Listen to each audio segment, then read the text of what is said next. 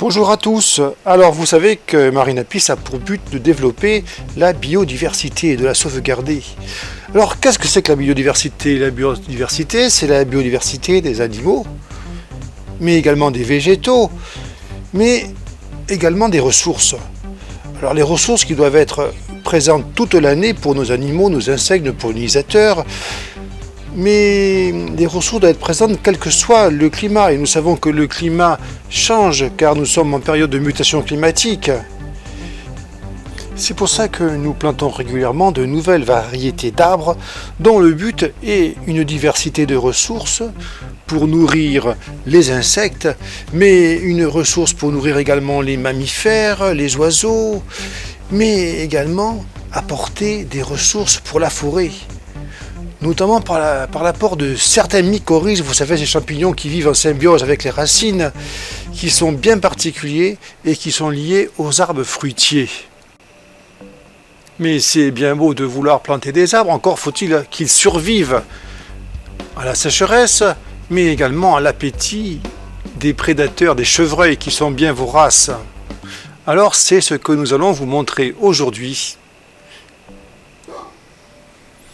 Alors nous avons dû modifier un petit peu les techniques pour arriver à s'adapter au sol très caillouteux du COS.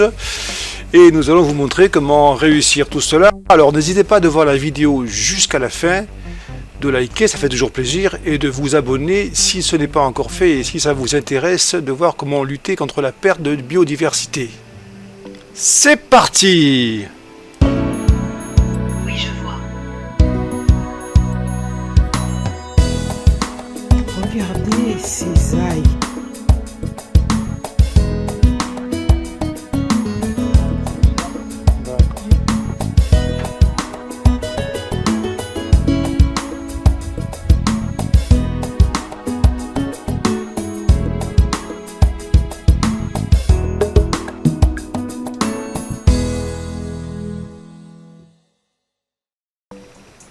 Alors auparavant, nous avons bien entendu fait réduire en plaquettes tous les débris de branches et d'arbres qui étaient dans les chemins forestiers pour que le carbone reste dans le sol.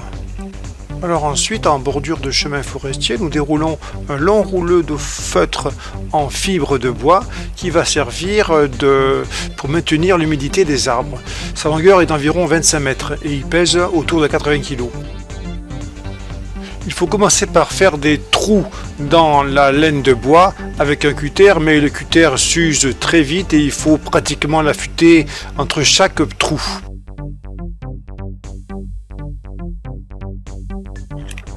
Donc Jean-Michel est en train de faire des trous dans la laine de bois qui sert de paillage. Avec un cutter. Avec un cutter qu'il faut affûter à chaque fois. Donc on pose le pot pour savoir à quel point on le met. On fait une petite marque au centre du pot et je dessine un X avec le cutter. Et là ça devient difficile, il faut arriver à traverser la laine de bois et percer le X. Alors bien entendu, à chaque fois, ça a complètement émoussé la lame du cutter qu'il faut donc réaffûter. Et voilà, le petit pot il est en place et il attend que Marie-Noël vienne le mettre en terre. Et je... Nous plantons une petite haie fruitière de petits fruits. Ce sont des plantes que nous avons reçues pendant l'été, donc il faut les planter maintenant.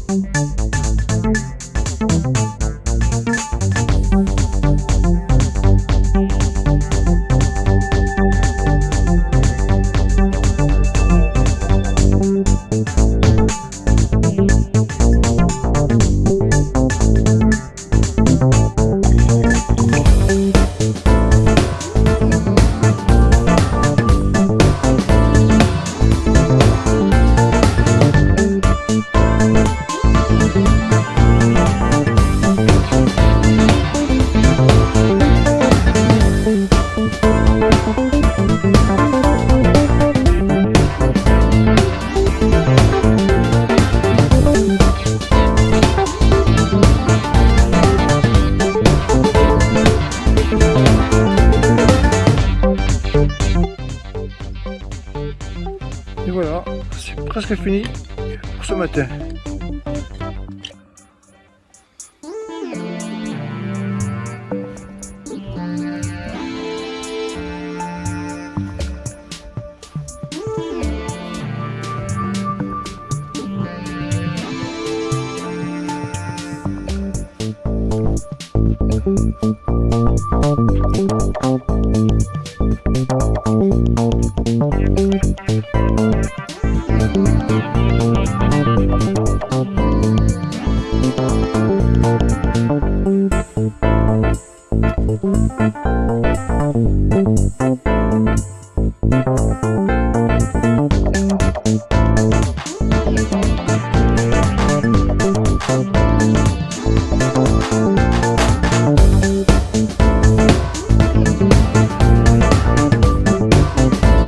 Première ligne de notre plantation témoin.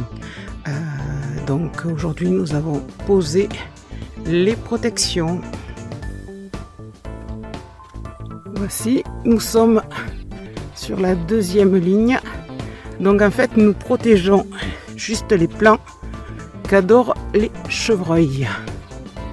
Voilà, je vais laisser la parole à celui qui a planté les grands piquets. Vas-y, explique-nous ce que c'est ces grands piquets. Pourquoi il y a des plus grands piquets?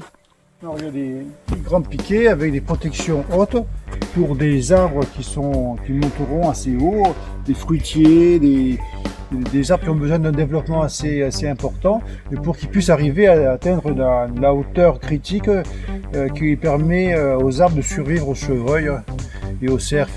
Bon, et après, il y a d'autres qui sont un peu moins hauts et qui sont pour des arbustes moins hauts.